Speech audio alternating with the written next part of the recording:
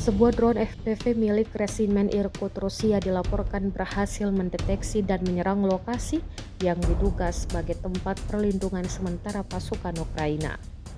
Rekamannya diunggah di Telegram Rabu 13 Agustus 2025. Serangan ini dikabarkan mengakibatkan ledakan besar akibat hancurnya gudang amunisi di lokasi tersebut. Menurut informasi yang dibagikan melalui kanal resmi militer Rusia, drone jenis Grenadier yang dioperasikan oleh unit UAV Resimen Irkut menemukan jejak pergerakan pasukan Ukraina sebelum meluncurkan serangan ke titik yang diduga sebagai sarang Ukraina.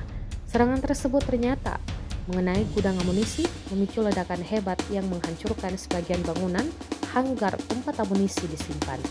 Dalam pernyataan tersebut, pihak Rusia menyebut bahwa sebagian besar personel Ukraina yang berada di lokasi bak dikirim ke neraka menggunakan bahasa retoris khas pernyataan militer. Belum ada konfirmasi dari pihak Ukraina terkait insiden ini, termasuk mengenai jumlah korban atau kerusakan yang ditimbulkan. Lokasi pasti kejadian ini juga belum disebutkan secara rinci.